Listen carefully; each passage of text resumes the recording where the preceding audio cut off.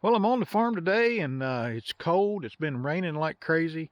It's broken off, and now the fog is starting to move in, as you can kind of see out through there.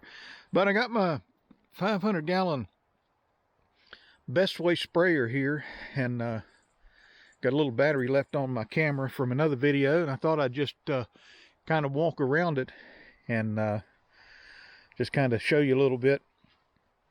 The booms on this thing swing up like that, and they're mounted to the front.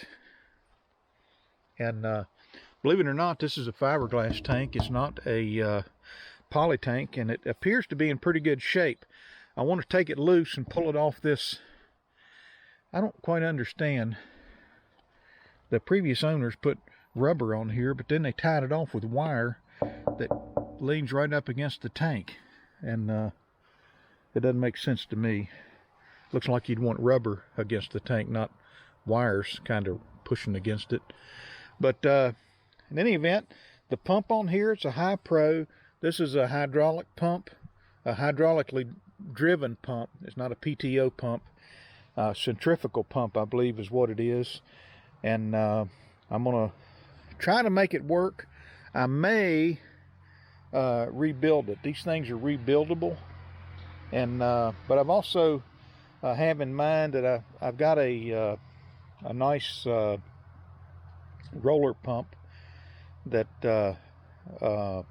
it's a High Pro as well, but it's got the metal that doesn't corrode, and I've thought about putting it on there with the PTO shaft coming up here, because the only tractor I got with closed center hydraulics, which is kind of what I need for this pump, is the big Massey 1105. But on the other hand, the 1105 has got, you know, the weight to handle this tank if it were full. I'm not sure I would fill it up with that old tank, but I don't know, maybe I will. Need to do some work on the hoses, and this thing's got all kinds of valves on it and agitation. It's you know, when it was new, it was quite a nice sprayer. I really bought it for the frame. I thought I'd be replacing the tank and everything, but I think I can use it, and I'm gonna try to make that pump work. I need to put more hours on the Massey Ferguson 1105, and this will give me an opportunity to do that. And so also thought about taking the booms off my little 50-gallon sprayer. These are 40-foot, pretty close to 40-foot on these booms, and but the way our ground is so rolly, even a 20-foot span, sometimes they'll want to go in the ground. So I thought about taking these off and putting the 20-foot booms on here, and I thought about cutting these and maybe compromising and having a 30-foot width, but cutting them in such a way that I could put it back together if I wanted to. I'm not sure what I'm going to do there, but you know, this sprayer, it's got a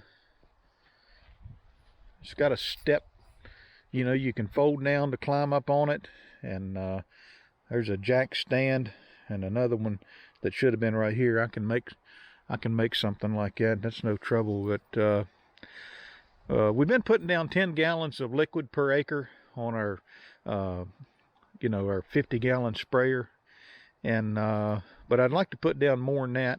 And if we get back into Timothy, which we may do in a few years, I'm talking about 100% fields with 100% Timothy and nothing else.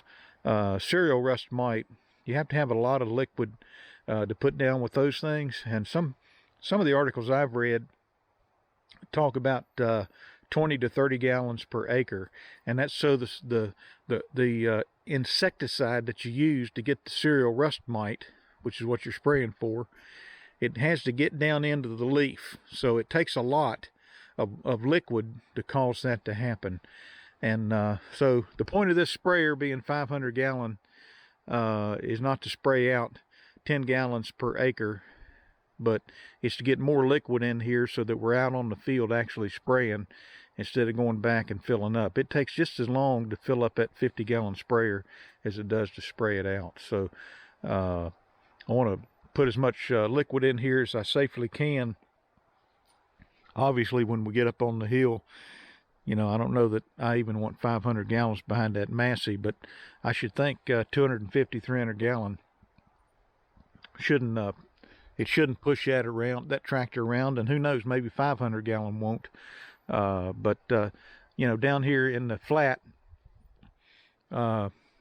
ultimately my goal is just to start spraying and not stop until I'm done with all the fields that I want to do, and you know, maybe fill up occasionally, but not.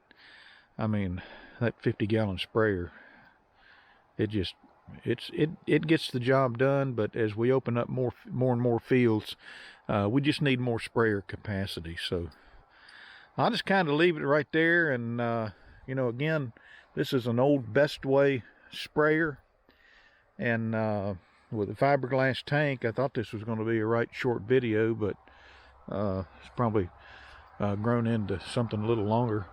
I think that's Clearbrook, Iowa, is where this thing was made, and it's got a right substantial frame.